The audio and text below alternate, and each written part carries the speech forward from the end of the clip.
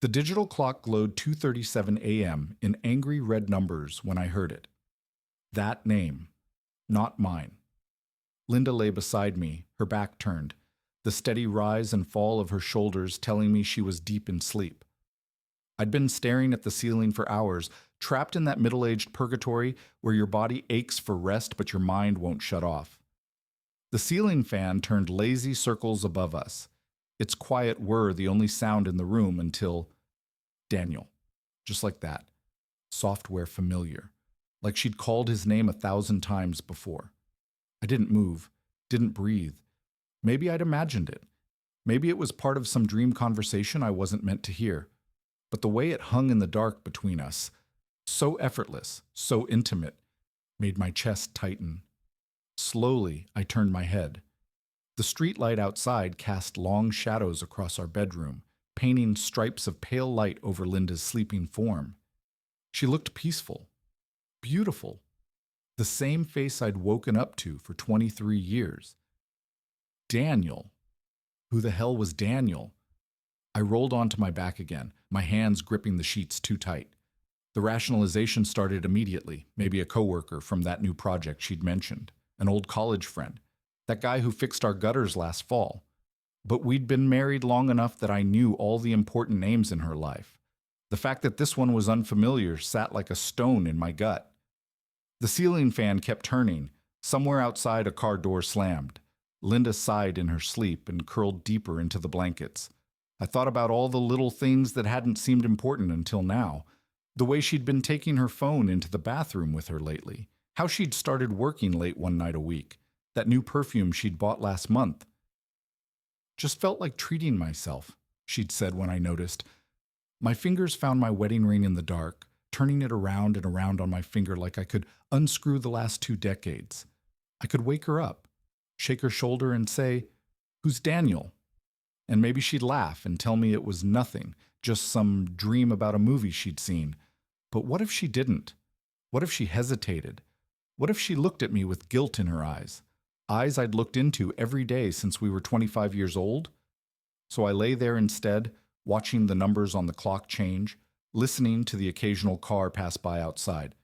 The fan, Linda's breathing, the quiet creak of our house settling, all the familiar sounds of the life we'd built together.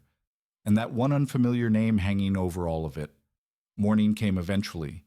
Gray light filtered through the blinds, and Linda stirred beside me. She rolled over, blinking sleepily, and smiled when she saw I was awake. "Morning," she murmured, her voice rough with sleep. She reached out and brushed her fingers against my cheek. "You look tired." I caught her hand and held it. Her wedding band was cool against my palm. "Didn't sleep well," I said. She squeezed my fingers and sat up, stretching. "I'll make coffee." As she padded out of the room, I stared at the empty space where she'd been, the sheets still warm, the pillow still holding the shape of her head. And I wondered how long our marriage had been lying to me. The coffee tasted bitter that Monday morning. I watched Linda move around the kitchen in her usual routine, toast popping up at exactly the right moment, the measured splash of cream in her coffee, the way she absent-mindedly tucked a strand of hair behind her ear while reading her phone. 1,000 mornings just like this one. Except now I was counting the seconds before she turned her phone screen away from me. "Running late," she said, pecking my cheek. Her lips felt warm and familiar. "Staff meeting at 8:30. I nodded, watching her grab the leather briefcase I'd bought her for our anniversary, the one with her initials embossed in gold. "Drive safe." The garage door rumbled shut. Silence settled over the house like dust. I sat there staring at my reflection in the dark kitchen window. The lines around my eyes looked deeper this morning. When had that happened? My phone buzzed. A text from Linda. "Forgot my lunch on the counter. Don't worry about it." Followed by a heart emoji. Normal. Everything was perfectly normal. That's what I told myself as I opened our shared iCloud account. Her recent photos loaded first. Pictures of our dog. Screenshots of recipes she wanted to try. A selfie of us at last month's dinner party where my arm was around her waist. Then I saw it. A screenshot of a text conversation she'd taken 3 days ago. "Daniel." Can't wait for Wednesday. Linda. Me either. 2 more sleeps. Daniel. Should I bring the champagne or you? The timestamp showed 11:47 p.m., while I'd been watching the news in bed, while she'd claimed to be answering work emails. I closed the app so fast I dropped my phone. The workday passed in a blur. At lunch, I found myself driving past her office, just to see. Her car sat in its usual spot. Normal, but when I circled back at 3:17 p.m., the space stood empty. Early meeting off-site, she explained when I called. In the background, I heard the murmur of voices, the clink of silverware. Just grabbing a quick bite with the team. I stood in the Target parking lot where I'd pulled over, gripping the phone too tight. Which restaurant? A pause. Just half a beat too long. That new Italian place by the mall. Why? I was thinking of picking up dinner. My voice sounded strange to my own ears. Never mind. See you at home. The mall's Italian place had just opened. We'd talked about trying it. Together.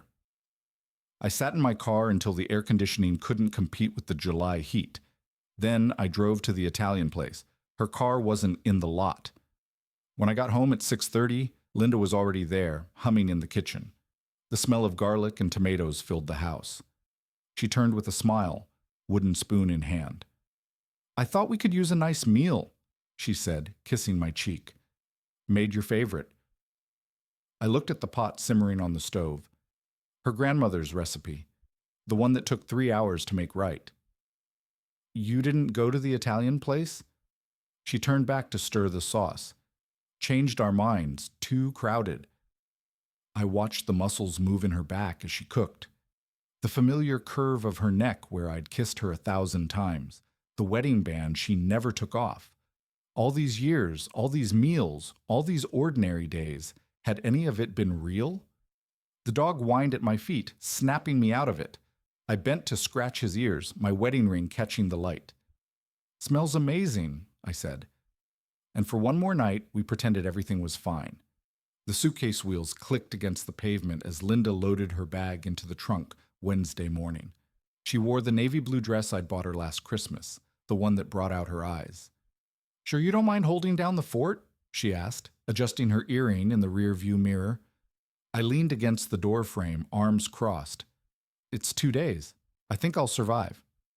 She laughed, that bright, familiar sound that used to make my chest tighten. Now it just made my stomach twist. Her phone buzzed in her hand. She glanced at the screen, then quickly tucked it into her purse. Traffic looks good. Should be at the hotel by 10. The hotel, where she'd registered under both their names. I watched her back out of the driveway, waving as she disappeared down the street. My hand shook as I grabbed my keys from the bowl by the door. The drive downtown took 27 minutes.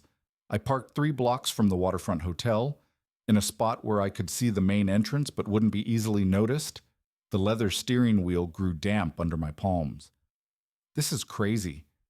A part of me still hoped I was wrong, that there'd be some reasonable explanation, that the Daniel in her text was just a colleague, that the hotel reservation was a mistake. Then I saw them. Linda stepped out of a taxi at 10:08 a.m., smoothing her dress. A tall man in a gray suit approached from the lobby.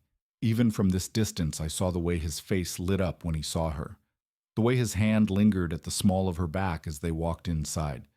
The air left my lungs like I'd been punched. I sat there for 43 minutes watching the hotel doors. The morning sun baked the car until sweat trickled down my back. My phone buzzed twice, both texts from Linda. Made it safely. Conference is boring already, miss you. The lie burned worse than the betrayal. At 10:51, they emerged again. Linda had changed into a sundress I didn't recognize. Daniel carried a small overnight bag. They walked toward the Riverwalk, his arms slung casually around her shoulders. I followed at a distance, my pulse pounding in my ears. They stopped at a cafe overlooking the water. Through the window, I watched him lean across the table to tuck a strand of hair behind her ear. The intimate gesture of a man who'd done it many times before. Linda laughed at something he said, her face glowing in a way I hadn't seen in months. The way she used to look at me. A waiter brought champagne. They clinked glasses. Daniel's hand covered hers on the tablecloth. I turned away before my knees could give out. The walk back to the car felt like wading through cement. I sat behind the wheel for a long time, watching tourists pass by with ice cream cones and shopping bags. My phone buzzed again. Another text from Linda. Heading into first session. Love you. I stared at the screen until it went dark. Then I started the car and drove home to our empty house, where the coffee mug she'd used that morning still sat on the counter, the lipstick mark on the rim slowly drying. The house was too quiet when I returned. I stood in the kitchen, staring at Linda's half-empty coffee mug in the sink, the faint smudge of her lipstick still visible on the rim. The refrigerator hummed. Somewhere outside, a lawnmower droned. Normal sounds of a normal afternoon in a life that wasn't mine anymore. I climbed the stairs slowly, each step heavier than the last. Our bedroom smelled like her perfume, that light floral scent she'd worn for years. The bed was neatly made, but her nightstand drawer stood slightly ajar. I shouldn't have looked, but I'd already crossed so many lines today. Inside the drawer, beneath a stack of old birthday cards from me, I found the velvet box. The kind jewelry comes in. My hand shook as I opened it. A man's watch gleamed up at me. Not just any watch, a Rolex, the kind that cost more than our first car. Engraved on the back, to D, all my time is yours. L. The box slipped from my fingers. I sank onto the bed, staring at our wedding photo on the wall. 23 years frozen behind glass. Me in that awful rented tux, Linda radiant in white lace, both of us grinning like we'd invented happiness. My phone buzzed. A photo from Linda, a generic conference room with a PowerPoint slide projected on the screen. Death by PowerPoint, her caption read, followed by a laughing emoji. The lie was so casual, so practiced. I scrolled back through our recent texts, all her little messages sent between kisses with another man. Running late at work. Girls' night with Beth. Miss you. How long had this been going on? 6 months? A year? Longer? I thought about all the late nights, the sudden work trips, the new underwear she'd started buying, the way she'd been distant in bed, then overly affectionate the next day. All the signs I'd ignored because trusting her was easier than facing the truth. The dog whined at my feet, nudging my hand with his wet nose. I scratched behind his ears absently, staring at the watch in my lap. Daniel. I'd never heard her say his name awake. Did she whisper it when they were alone together? Did she say it the way she used to say mine, soft and intimate, like a secret just for them? The anger came suddenly, a hot wave that made my vision blur. I nearly threw the watch against the wall, nearly called her right then, and screamed until my voice gave out. But I didn't. Instead, I placed the watch carefully back in its box, returned it to the drawer exactly as I'd found it. Then I went downstairs and poured myself 2 fingers of bourbon, the good stuff we saved for special occasions. The liquor burned going down. Outside, the sun began to set, painting our quiet suburban street in golden light. Somewhere across town, my wife was toasting with champagne, laughing at some joke her lover had made. I pulled up Daniel's LinkedIn profile on my phone. Senior VP at some finance firm. Salt and pepper hair, perfect teeth. The kind of man who bought Rolexes and didn't think twice about sleeping with another man's wife. I finished my drink as the streetlights flickered on. Then I texted Linda back, hope the conference is useful, love you too. The lie tasted bitter on my tongue, but I'd need to keep lying a little longer. Because before I decided what came next, before confrontations or lawyers or tearful confessions, I needed to understand one thing. When had my wife stopped loving me? And why hadn't I noticed? I didn't sleep that night. The digital clock marched through the hours. 2:18 a.m., 3:42 a.m., 4:55 a.m., while I lay staring at Linda's empty side of the bed. The pillow still smelled like her shampoo.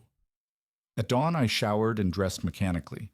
The house felt hollow as I moved through it, every creak of the floorboards too loud. I made coffee in the quiet kitchen, the same way I had for 23 years, except now my hands didn't shake. Now I just felt numb. Her flight landed at 1:15 p.m.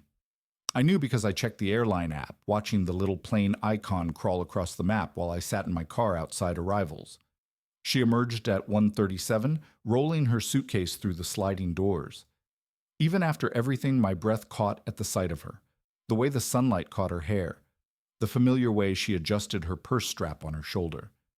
Then I saw the smile lingering on her lips. The glow. She hadn't texted me since last night.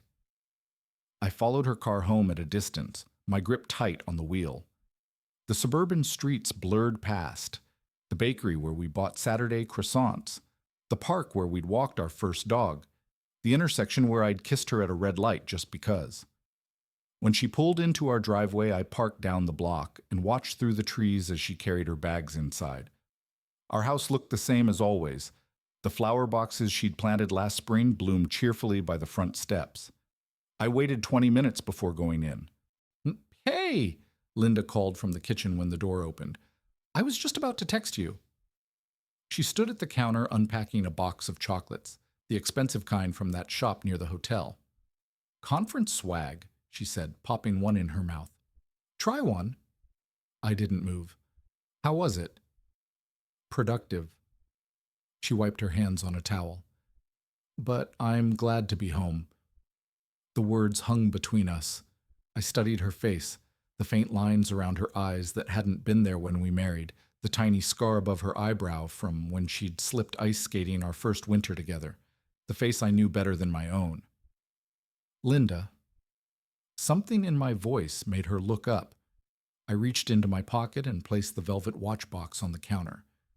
The click of it against the granite echoed in the sudden silence. Her face drained of color. We stood there, the hum of the refrigerator the only sound. Outside, a lawnmower started up somewhere down the street. A normal Tuesday afternoon. "I followed you yesterday," I said quietly. Her lips parted, but no words came. A single tear tracked down her cheek. That's how I knew it was real. Linda never cried easily. I turned and walked out the back door, into the yard we'd landscaped together. The grass needed mowing. Our old swing set stood rusting in the far corner, where our kids had played years ago. She followed me out. "Tom, was it worth it?" I asked the oak tree we'd planted when we bought the house. The silence stretched. A bird sang in the branches above us. When I finally turned to look at her, she was staring at her wedding ring, twisting it around her finger the way I'd done all those sleepless nights. "I don't know," she whispered, and that quiet, terrible honesty was the moment our marriage ended, not with shouting or smashed dishes, but with 3 words in the afternoon sun, with the scent of fresh-cut grass drifting over from the neighbor's yard. I nodded once, then walked back inside, leaving the door open behind me. Somewhere in the house, a clock ticked. The dog whined. Life went on. Just not ours. Not like this.